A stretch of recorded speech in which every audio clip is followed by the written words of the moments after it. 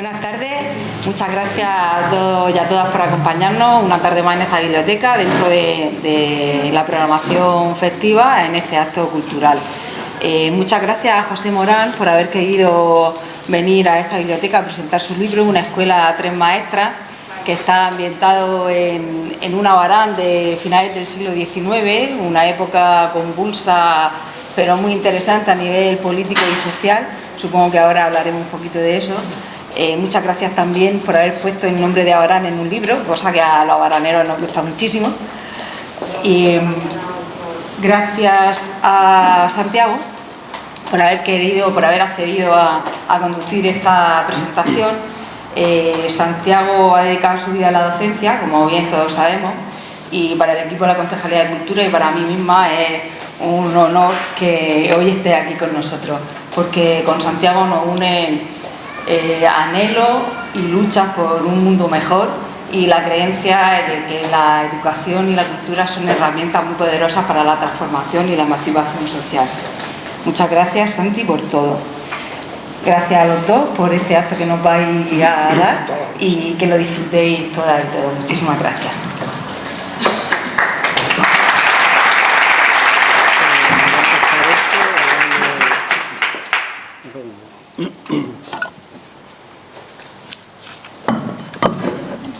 Bueno, yo voy a empezar repitiendo prácticamente lo que ha dicho Penélope.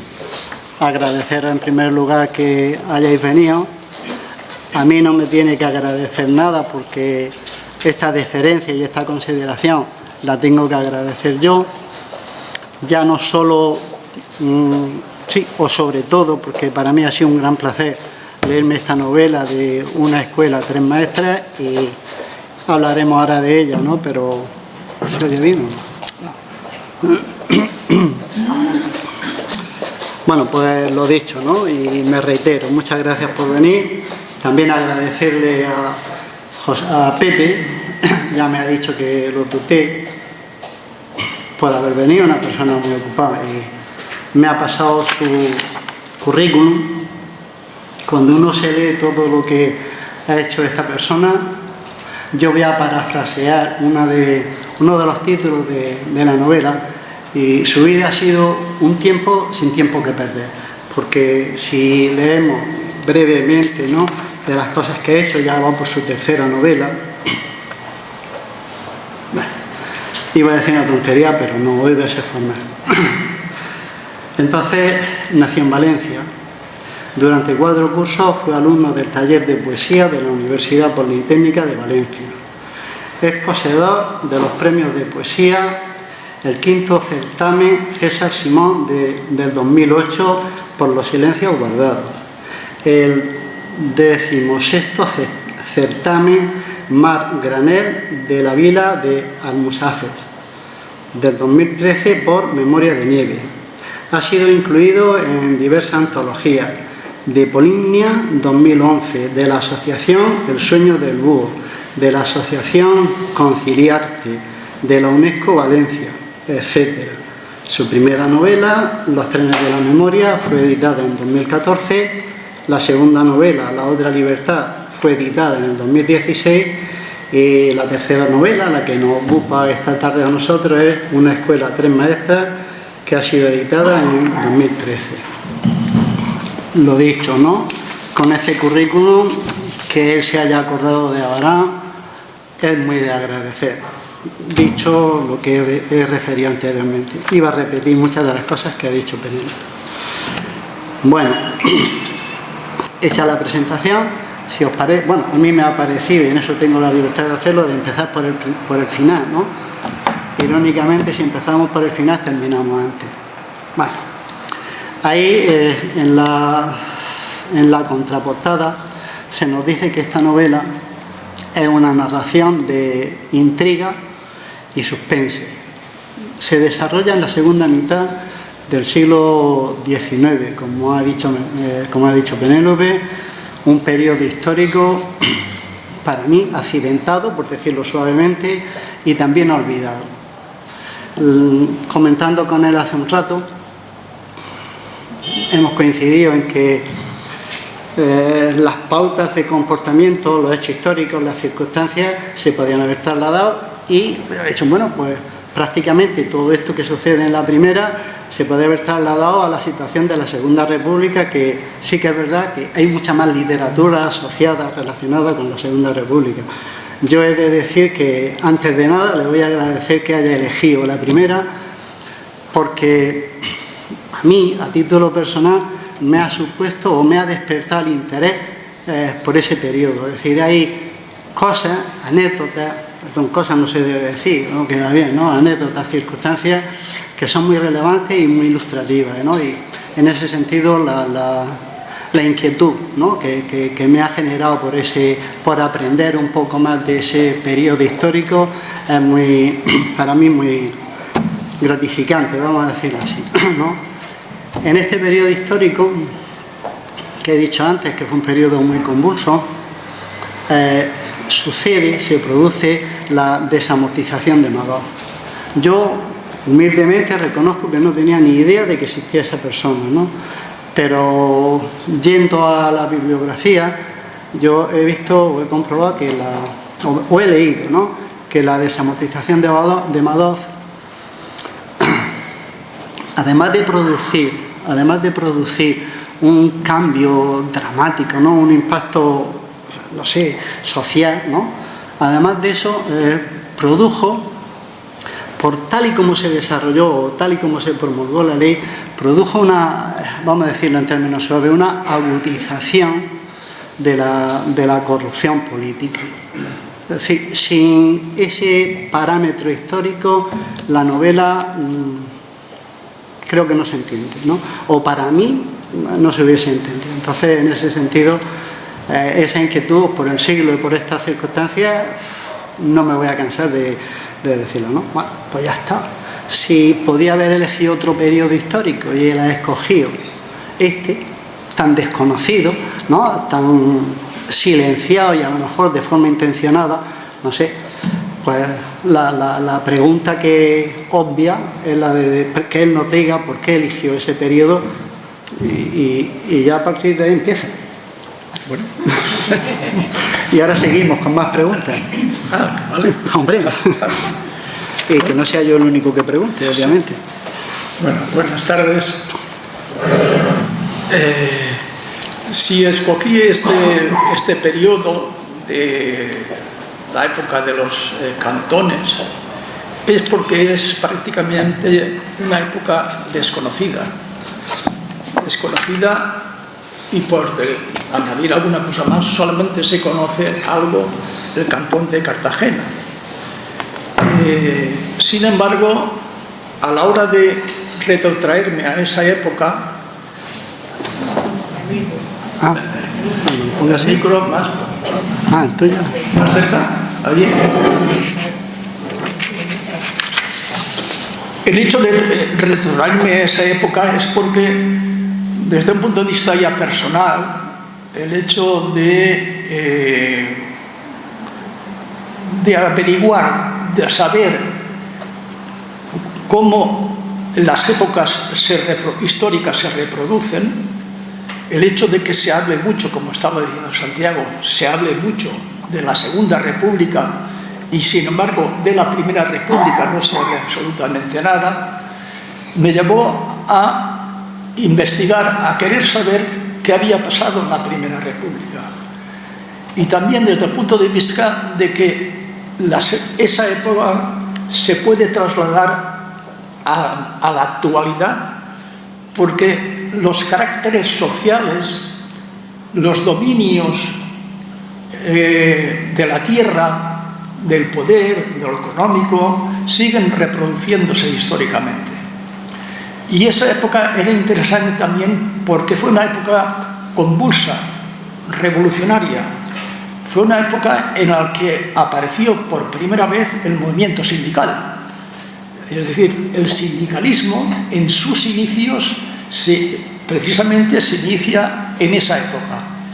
Es decir, el anarquismo con Proudhon y el marxismo también, porque apareció Marx en esa época y además escribió un libro sobre la historia, Karl Marx escribió la historia de la Revolución Española, precisamente de esta época en la que estamos hablando. Es decir, había una serie de factores que me llamaron la atención. Esto, ahora... ¿Se oye? Sí. Y entonces, cuando intenté buscar documentación, yo vivía entonces en Valencia y me encontré con que efectivamente a la hora de buscar documentación no había mucha documentación. La anécdota, por ejemplo, fue que fui al Archivo Municipal de Valencia, para que me dieran las actas de la época del Cantón de Valencia. Y resulta que no había nada. Es decir, no entregaban nada. Y tuve que recurrir a una amiga que era funcionaria del Ayuntamiento de Valencia, y entonces intervino y me dieron las actas. Por decir otra anécdota, cuando vine por segunda vez aquí a Barán, que vine ya en busca de las actas del Ayuntamiento precisamente de julio de 1873, del Cantón Murciano, que aquí en Abarán hubo un cantón, es decir, el cantón compaginaba los concejales y el ayuntamiento que había sido elegido democráticamente, y por otra parte estaban el comité revolucionario del cantón, y convivían en el mismo ayuntamiento, por lo tanto debía haber actas de esa época, como había conseguido las actas de Valencia. No había nada. En el Ayuntamiento de Barán no había nada. Entonces me dijeron que estaba en el archivo provincial de Valencia, de Murcia. Fui allí y encontré algunos documentos, aunque no mucho. Entonces, el hecho de buscar esa época es porque me estimulaba una época en la que no era el Cantón de Valencia, no era el Cantón murciano, era miles de cantones, de pueblos y aldeas que habían formalizado el cantón, su cantón particular. Entonces era una época muy convulsa, en la que, por ejemplo, el Parlamento español estaba dominado, es decir, tenían mayoría los monárquicos, mientras que los republicanos eran una minoría, y sin embargo se configuró una república, la primera república. No sé si habéis oído hablar de Amadeo de Saboya, porque no tenían nadie de alcurnia monárquica para ponerlo como rey, y entonces buscaron de la monarquía italiana y trajeron aquí a Amadeo de Saboya, que se marchó al cabo de un par de años. Entonces, ese fue el motivo principal de por qué busqué una época que tenía un aliciente, no diré histórico, pero también de novela. Es decir, había ingredientes muy importantes, ¿no? Entonces, cuando empecé a recoger ya más documentación, lectura de libros, me di cuenta de, efectivamente, que tenía mucha importancia. Y, sin embargo, es una época totalmente desconocida, como decía Santiago.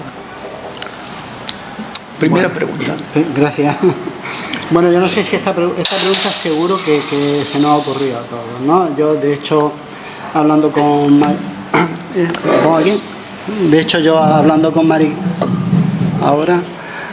Mari Carmen, yo también he de agradecer, independiente, ¿verdad?, la gente que ha colaborado en la organización de este acto. Mari Carmen, yo no sé si ha tenido más ayuda o no, pero para mí la verdad es que cuando la he llamado, a mí me ha atendido con mucho agrado, y también no quiero que se me olvide.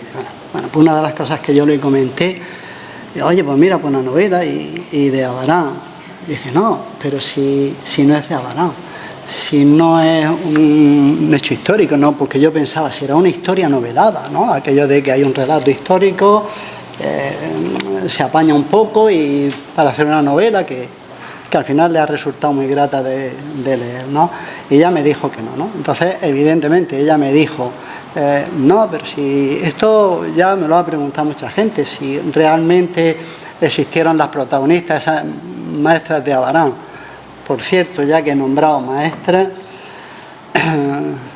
una de las cosas colaterales, bueno, sí, vamos a decirlo así, que está una palabra de moda, ¿no?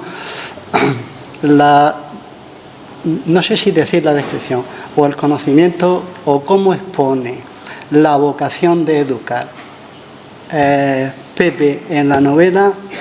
Yo no sé si decir que me ha acomplejado, no sé si decir, no sé cómo decirlo, pero de verdad que cuando se lee esa novela y uno ve, yo que sé, esa vocación tan indeleble, dices, coño, pues acerté con mi profesión, ¿no? Estamos muy acostumbrados a profesiones de esas que están socialmente muy, no sé si sobrevaloradas, pero bueno, independientemente de las profesiones están las personas, y esas personas hacen las profesiones, ¿no? En ese sentido, yo no sé si me estoy yendo del tema. Bueno, vamos a otra cosa. ¿Por qué nos ponen bueno, los protagonistas que son unos héroes, Es decir, los protagonistas, ahora hablemos, y otra cosa que él me dijo que me hizo ver, ¿no? Porque en todo esto, y ya estoy hablando yo de mis cosas más de la cuenta, todo lo que me ha producido a mí la lectura de esta novela, el hecho de tener que presentarla, cosas que yo no había hecho, reflexionar, profundizar, analizar este dato con este otro, hacer una serie de asociaciones, de circunstancias. La verdad es que me ha gustado, me ha entretenido este verano, Bueno, escúchame, ¿por qué Abarán? ¿Y por qué las maestras de Abarán? Es que cuando uno lee eso, ¿es gentilicio lo que se dice cuando eres del mismo pueblo? Yo no sé si es gentilicio, comparte gentilicio, no lo sé si es eso, no lo sé. Pero si es eso, yo me sentí orgulloso, voy a decirlo así, de ser de Abarán. Bueno, sí. Bueno, pues es un hecho más que nada de haber escrito la novela argumentándola en Abarán. Es un hecho anecdótico, porque mi mujer y yo fuimos a un museo, a una presentación de un libro, aquí me parece que era en Blanca, y habíamos oído hablar de las norias. ¿Por qué no vamos a Abarán, que está ahí al lado? Y vinimos aquí a Abarán. Y entonces cuando vi las norias, sobre todo la noria grande, me quedé, ¿cómo decir? No diré sorprendido, sino gratamente sorprendido. No es porque no las hubiera visto en el cine, incluso en algunos relatos, pero la noria me llamó mucho la atención.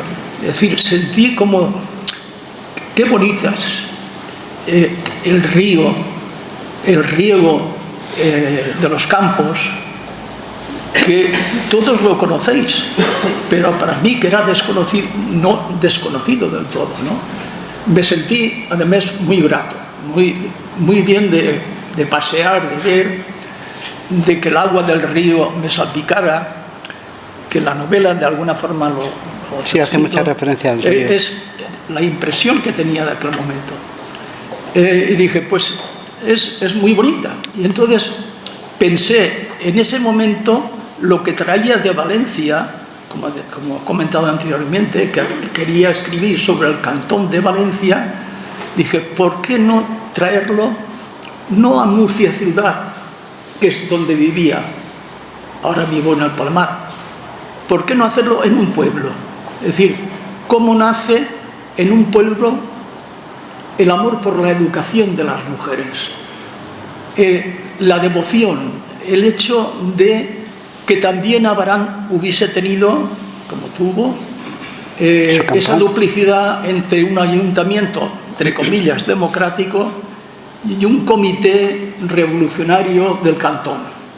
¿Qué pasó? ¿Qué surgió de ahí?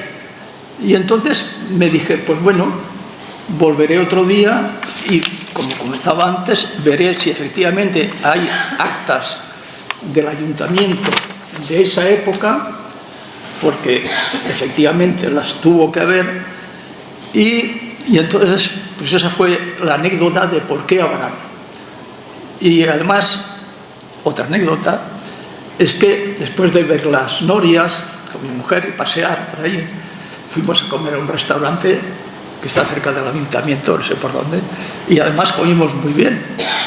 Entonces, entre dos imágenes agradables, pues a última hora me centré y dije, pues en Abraham resultará todo. Por eso volví otra vez, como os comentaba antes, y ya definitivamente a distancia ya me imaginé pues las aventuras de las maestras, etcétera, etcétera. Esa fue la mía. Bueno, pues nada. ¿Me toca ahora a mí? Sí. Va. Bueno, después si queréis, vosotros si queréis sí, comentar alguna cuando... cosa, interrumpís, que esto es un coloquio. No hay ningún problema. Bueno. Vamos a ver una cosa. Perdón. ¿Así? ¿Ahora? ¿Se ve mejor? Bueno. Vamos a empezar con la novela un poquito, ¿no? La novela empieza con un desastre. Es decir, arde o se quema la escuela, ¿no? Y termina con su reconstrucción. Entre principio y final hay una serie de personajes con unas ilusiones, con unas convicciones, con unos ideales que pese a tener 1001 adversidades, no renuncian nunca a ellas.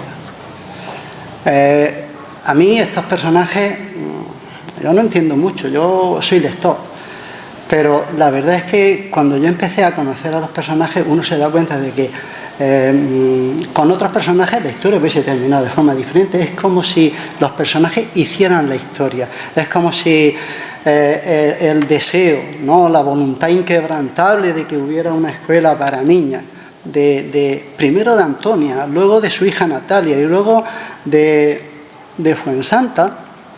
Yo ya se lo comenté el otro día. A mí el hecho de que Fuensanta mantuviera viva la presencia de Natalia durante toda la novela mediante su diario, a mí fue una cosa que me maravilló, ¿no? Entonces, los personajes de esta novela, los protagonistas son mujeres, pero hay unos personajes también masculinos o de hombres, no sé cómo decirlo, ¿no?, que también te llevan, ¿no?, que también te llenan, ¿no? Y yo ahora, dicho esto, unos personajes que van evolucionando, que van casi que condicionando el relato, ¿no? Yo qué sé, no sé, yo no lo había visto. A mí me ha encantado eso, ¿no? Entonces yo quiero que él no hable de esos personajes, ¿no?, porque son el alma de esta novela. Bien, los personajes son tres mujeres. Una de ellas, la primera, no es exactamente una profesora, una maestra, ni incluso la segunda ni la tercera, porque lo que prevalece es la vocación de una madre al principio, en el que la herencia que tiene, que la herencia que le deja a su hija, la herencia es para que construya una escuela. ¿Por qué no quiere que su hija, ni las hijas de Abraham, las mujeres, no tengan educación, no sepan defenderse, no sepan reivindicar sus derechos, que sean siempre marginadas, humilladas, etcétera, etcétera? Es una vocación feminista la que transcurre a través de toda la novela, que hoy la podemos comprender, pero en aquella época no existía. Más tarde, en 1880, empezó a aparecer la primera pedagogía sobre las mujeres diferenciándolas de la educación cristiana, católica, mujer de casa, etcétera, etcétera, que ya conocéis. Y me interesó mucho que ese eje central de la vocación para la educación de las mujeres fuera un hecho fundamental, porque sigue siendo un hecho fundamental para el progreso de la sociedad, el hecho de que las mujeres tengan la capacidad reivindicativa de tener su propio criterio, de diferenciarse, de buscar la igualdad que encontramos hoy en día, es también el leitmotiv de la novela. La novela finaliza con un interrogante, y ese interrogante es el que vosotros y vosotras tenéis que contestar. Y dice, ¿y ahora qué hacemos? Y termina con una pregunta. Es decir, cuando vosotros leáis la novela, pensadlo. Todo lo que Santiago comenta de que lo que le ilusionó, lo que ha visto en la novela, en los personajes, efectivamente la novela no termina como normalmente se hace con las novelas, ¿no? Termina bien o termina mal, con una anécdota o no, termina con un interrogante. Es decir, porque cuando uno lee y dice, ¿y ahora qué hacemos? Es ahora qué hacemos todos los lectores y el escritor, pero sobre todo los lectores y las lectoras. Por eso, el tema de la mujer para la educación femenina y también de los hombres, porque también se habla de este tema, pero sobre todo la reivindicación de la educación y de formalizar una base sobre la cual las mujeres puedan seguir avanzando, en aquella época era fundamental, ha sido el motivo de que los personajes fluyeran por ese campo. Bueno, de hecho, para corroborar un poco lo que dice,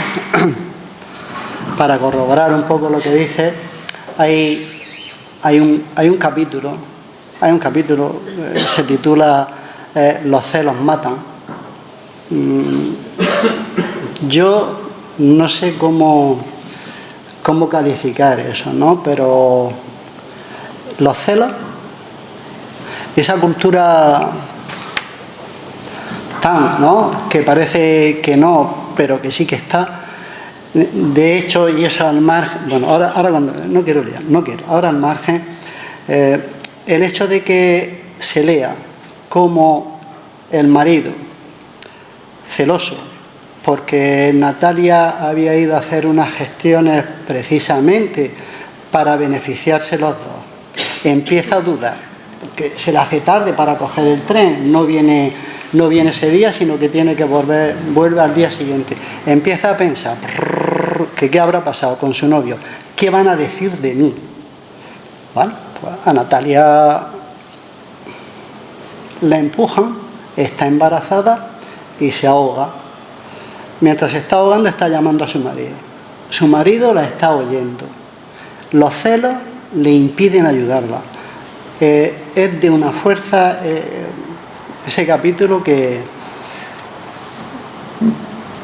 bueno, ahí está. Es decir, lógicamente el hecho de la violencia del hombre sobre la mujer es un hecho que hoy constatamos, ¿no? Y lógicamente, desde un punto de vista personal, podríamos decir ideológico si queréis, pues pensé en un momento concreto que este hecho fuera verdaderamente conmovedor, bello, pero a la vez repulsivo, porque ya leéis la novela en ese momento, es decir, porque el hecho de que una mujer embarazada la mate o la deje morir, mejor dicho, su marido, por el hecho de que tiene celos, pues es algo muy violento, porque en ese momento de que están haciendo el hijo, en que ella entra en ese momento del parto, en ese momento cae al río, en la noria, y llama a su marido, y su marido, como dice Santiago, no le hace caso. prefiere ver morir a su mujer con su hijo naciendo, y eso pues es verdaderamente estremecedor, porque es poner en la literatura negro sobre blanco el hecho de los feminicidios, de la violencia contra la mujer actualmente, ¿no? Es que se hace de otra forma, pero aquí se hace de una forma más, ¿cómo decir?, más, pues bueno, con el río de trasfondo, es decir, en un paisaje como el vuestro, de otra forma, ¿no? Pero que sí quería poner el hecho violento del dominio de uno de los hombres sobre las mujeres, en este caso. Por eso la lectura, como dice Santiago, como digo yo, os gustará mucho, sobre todo a las mujeres y los hombres también. También hay protagonistas masculinos. Sí, también. Bueno. Sí. Perdón, siempre lo digo. Sí, tengo que ir a hablar. Vale. ¿Ha pedido la palabra? No, es que me ha llamado, es mi hija que me ha dicho que...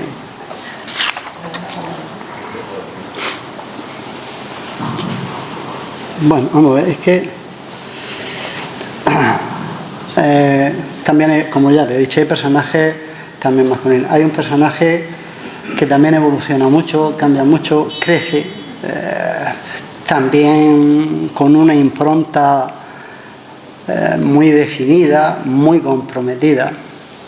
Se llama Juan, es el hermano de Natalia. Esta persona aparece huido, es decir, esta persona, luego ya lo veréis, es miembro del cantón, es decir, lo más izquierdoso de aquella época. Confiesa que ha participado en el intento de asesinato, magnicidio, al rey Alfonso XII, y llega a Barán refugiándose al único sitio donde puede ir, a la casa de su madre, ¿no? Esta persona, bueno, ya digo, tiene un desarrollo que a mí me ha parecido asombroso, ¿no? Resumiéndolo, esta persona pasa, y también aparece una referencia ahí en la contraportada, que la contraportada es reflejo de todo lo que sucede en la novela, ¿no? Esta persona pasa de la ilusión revolucionaria, ojo, que el retrato que se hace del cantón no es la imagen esa que yo tenía de 4 locos, 4 exaltados, no, ahí hay meollo, hay sustancia, ¿no? Entonces esta persona pasa de la ilusión revolucionaria, y yo creo que esa ilusión no era solo de él, sino que se contagió a un porcentaje considerable de la población. Bueno, pues pasa de esa ilusión, de esa esperanza, a la derrota en el campo de batalla, y luego en él aparece la necesaria esperanza. Es decir, él acaba cuando están los monárquicos, pero él no se amilana, él no renuncia, ¿no? Entonces, en ese sentido, ese personaje también merece que comente algo, ¿no? Bien. Sí. Bueno, pues este personaje es un personaje que me venía bien porque formaliza por una parte la pareja con el personaje femenino, pero también porque en esa época, como comentaba anteriormente, nace el sindicalismo, es decir, el hecho de que los trabajadores, y hay escenas en las que los diferentes trabajadores agrícolas y trabajadores industriales que se reúnen en un bar hablan de sus problemas, y en ese sentido uno de los problemas que surge es precisamente el tema de ¿Que esto la apague? Cuando habla el enciende, cuando enciende, cuando habla. Máster en micrófono me hace falta.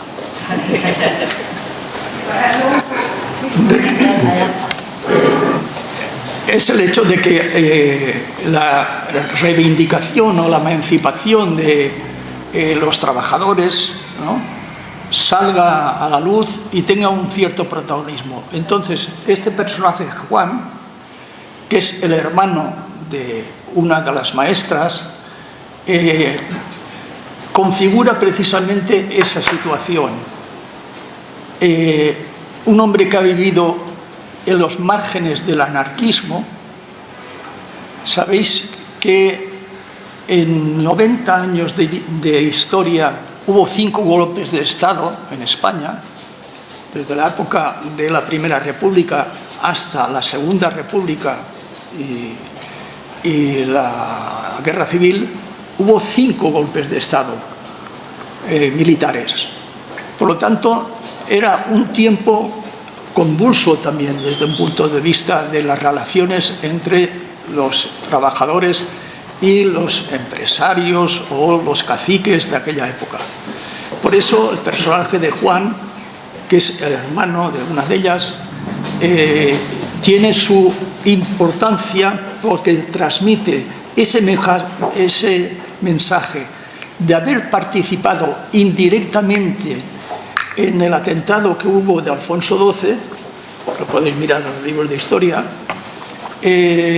indirectamente, y que luego se adecua a una situación de estar atemorizado, de vivir su vida junto con la protagonista, vivir una vida semioculta, que no se le vea, es decir, que la libertad por parte de los personajes, de este personaje que lo simboliza, pues aflore también en esta situación, hasta el hecho reivindicativo de ir a pedirle al conde, a pedirle explicaciones de por qué ese seguimiento, esa persecución hacia la heredad que tiene su novia, que es una de las maestras.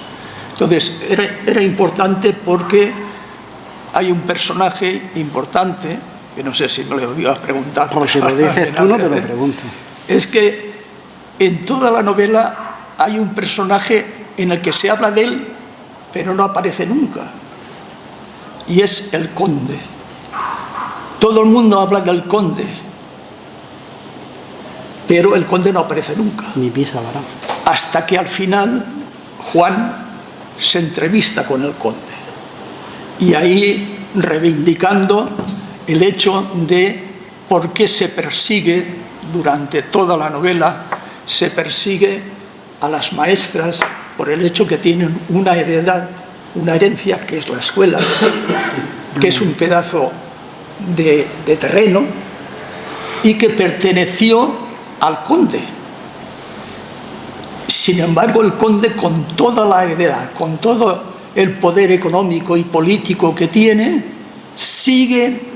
quiere tener esa parcela para él. No quiere que la haya heredado las maestras. Y ese es un elemento también reivindicativo de que cuando se habla de la izquierda y la derecha, y el hecho de que unos tengan tanto y otros tampoco, ¿no? Y encima se quiere tener lo que no se tiene, ¿no? Lo que no se debe. El 1% de los que tienen la riqueza hoy en día es casi la mitad de lo que de la gente pobre. Pero bueno, como has mencionado lo del conde, otra de las cosas que a mí me llamó la atención, de la que no tenía ni idea, es de lo que perdón, de lo que se denomina la legítima.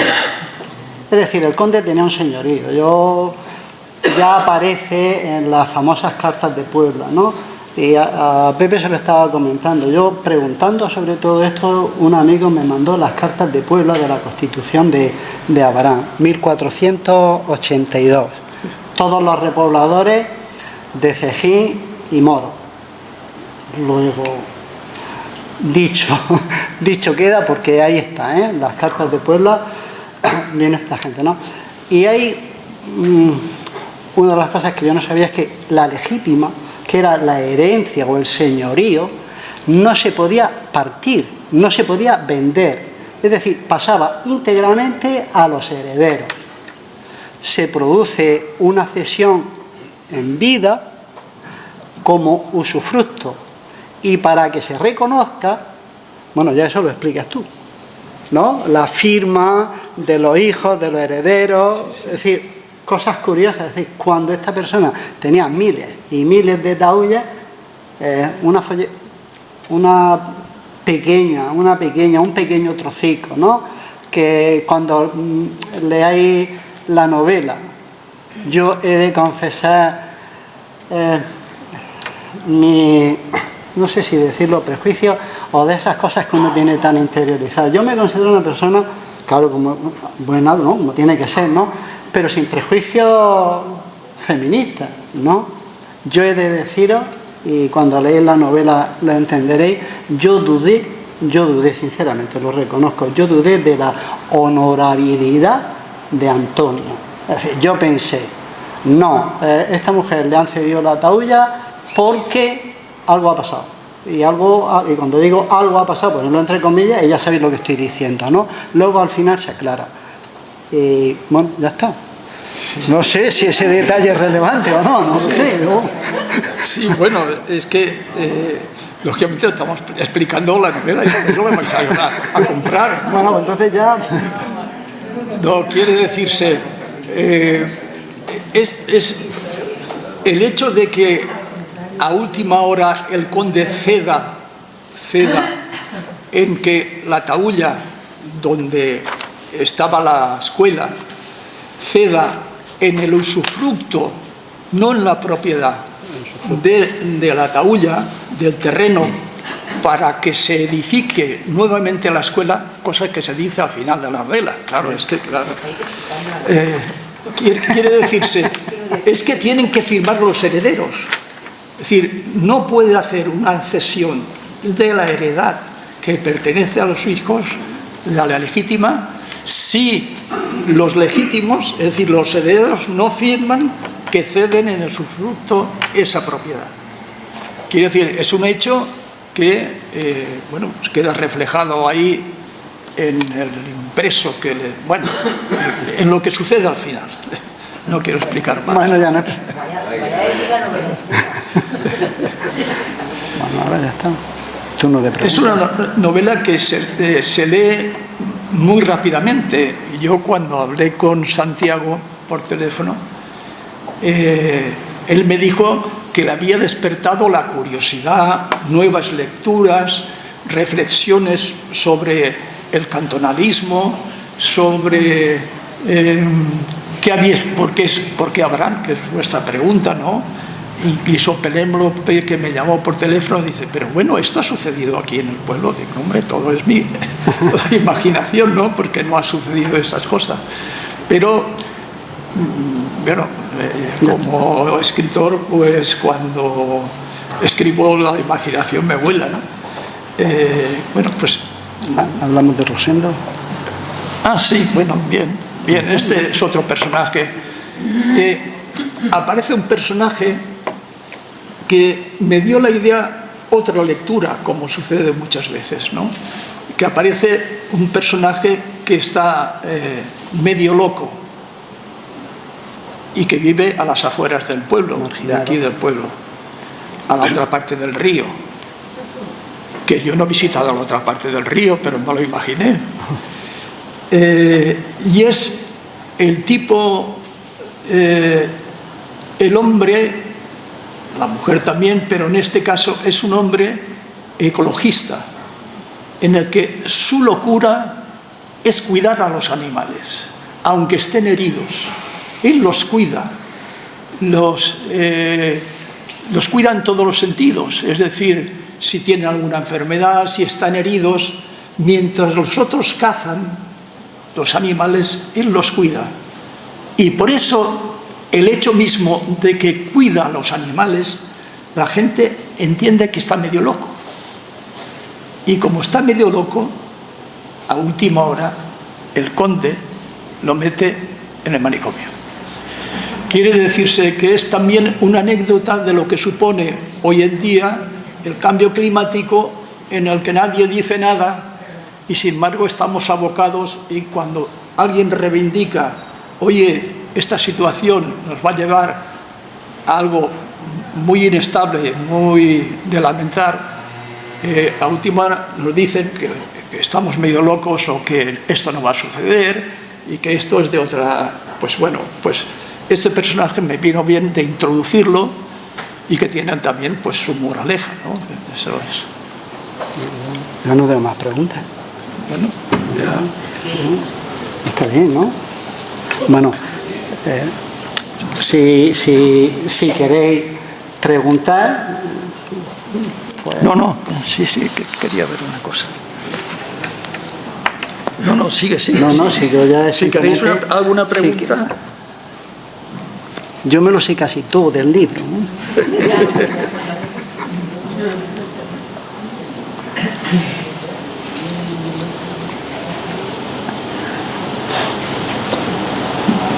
Es que tendría que buscarlo.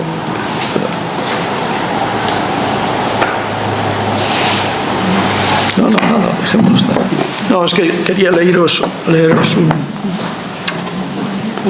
unos párrafos que tú también tenías intención de leer algunos. Sí, pero como ya hemos mencionado, es decir, hay unos párrafos, pero es que entonces ya la novela os la vamos a contar del todo. Claro. Es que ya, tanto ya no, pero hay una cosa, bueno, a lo largo de la novela no se ha mencionado, hemos hablado de los personajes, de sus características, la novela se lee muy fácil, a mí a título personal me ha despertado interés, he disfrutado, lo he repensado mucho, porque claro, ponerme aquí eso impone, ¿no? Quería, bueno, por lo menos intentarlo, ¿no? Y ahora se me ha ido lo que iba a decir.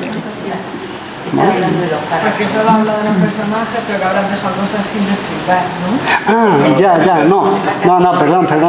No, mira, eso es el carnet de identidad. La edad no, el carnet de identidad. No, lo que es verdad que los enemigos, los adversarios, lo que se encuentra, la Iglesia, el machismo, o una cultura, unas tradiciones un poquito, ¿no? Un poquito, y el orden establecido. Es decir, resumen, luego cuando se lee esa novela hay que tener muchas ganas para enfrentarse, unas convicciones, su vocación, porque como ha dicho Pepe, en última instancia todo de la novela es el deseo inquebrantable de hacer una escuela para las niñas pobres. Y estaban luchando y peleándose con el sentir de la mayoría que veían, fijaos bien, muy normal que las niñas ricas tuvieran su instrucción, pero las niñas pobres no. Y ya otro detalle que ya no digo más de la novela. Si Fuensanta se titula, si Fuensanta va a la escuela de institutrices y saca su título de maestra, es por un milagro. Sí, un milagro. ¿No? Es verdad, ¿no? Cura, cuando nadie sabía nada, cura al hijo del señor en el que ella estaba sirviendo. Oye.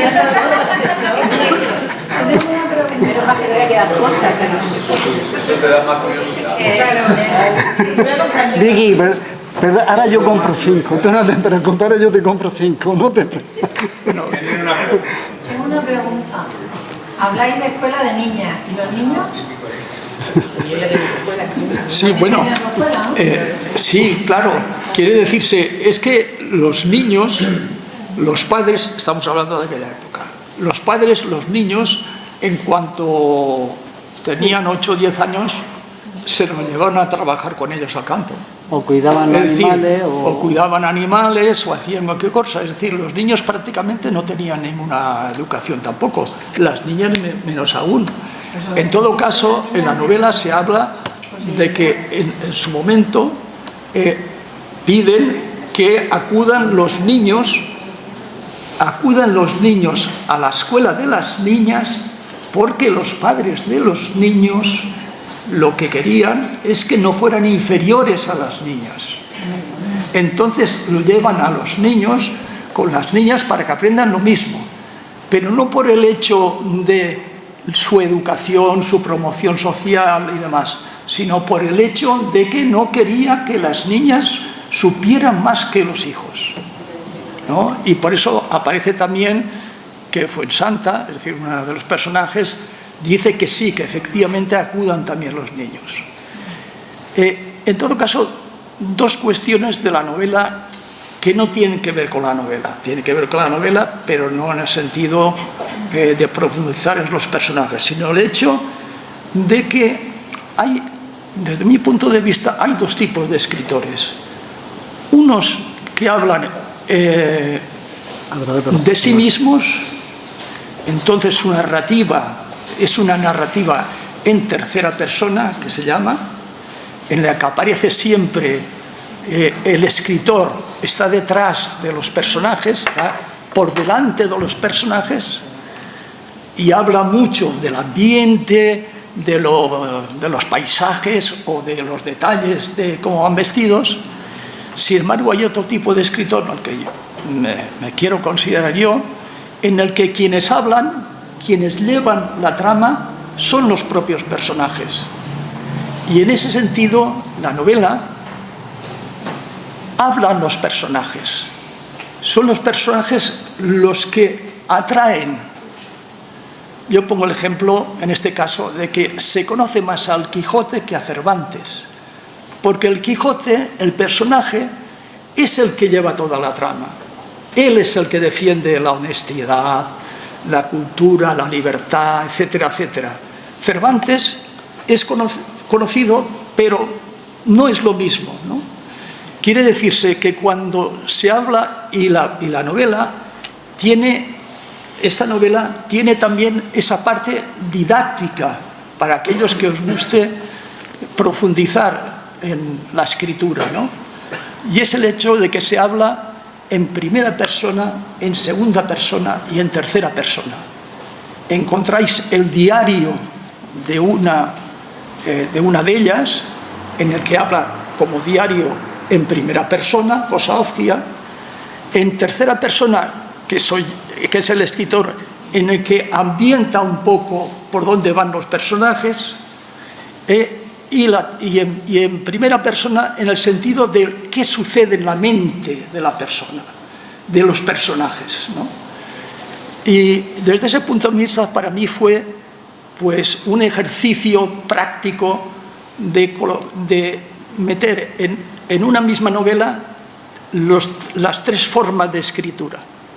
Por lo tanto, leeréis algo didáctico también en ese sentido, ¿no?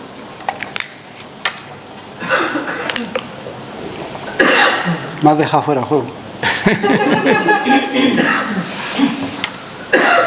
Bueno. Penélope dice allá al fondo que preguntar cosas. Venga.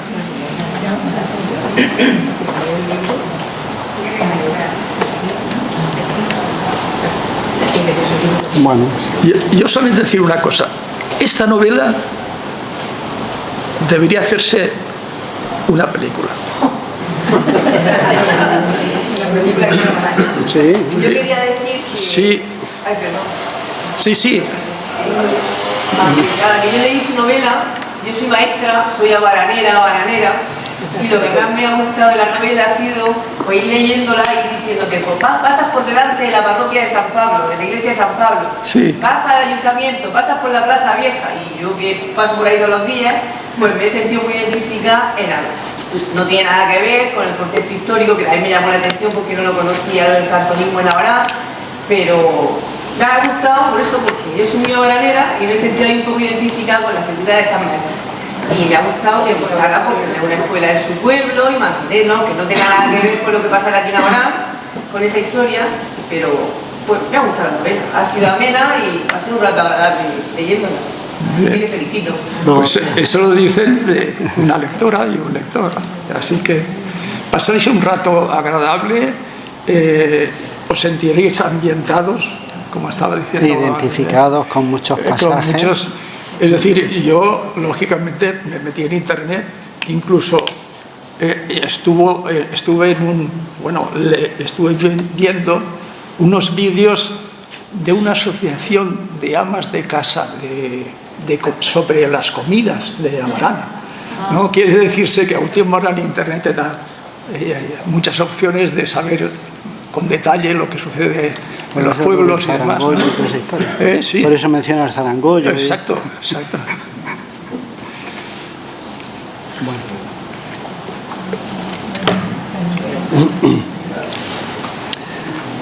Bueno, cierra. Bueno, nada.